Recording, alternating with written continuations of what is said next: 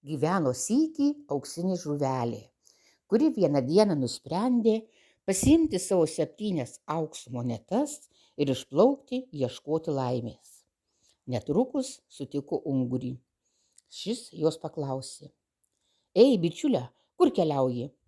"Plaukiu ieškoti laimės", išdidžiai atsakė žuvelė. "Vadinasi, patekai į reikiamą vietą", užtikrino ungurys. "Viso labo, už 4 monetas tu gali nusipirkti šiuos puikius greitaeigius pelekus, su kuriais plauksi 2 greičiau nei iki šiol." "Ach, kaip puiku", nudžiugo auksinė žuvelė. Sumokėjo pinigus, paėmė pelekus ir nuplaukė pirmyn greičiau nei pirma.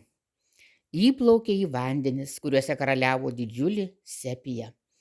Ši kreipėsi į žuvelę: "Ei, bičiule, kur keliauji?" "Keliauju ieškoti laimės", paaiškino auksinė žuvelė. "Tu ją suradai, dukrelę", tarė sepija. "Už juokingą sumą tau galiu parduoti šį sraigtą, su kuriuo plauksi kur kas greičiau." Auksinė žuvelė sumokėjo paskutinės jai likusias monetas ir gavo sraigtą. Nėrė po vandeniu didžiuliu greičiu. Pamatė storą ryklį, kuris žuvelę paklausė: "Ei, bičiule, kur keliauji?" "Ieškau laimės", atsakė žuvelė.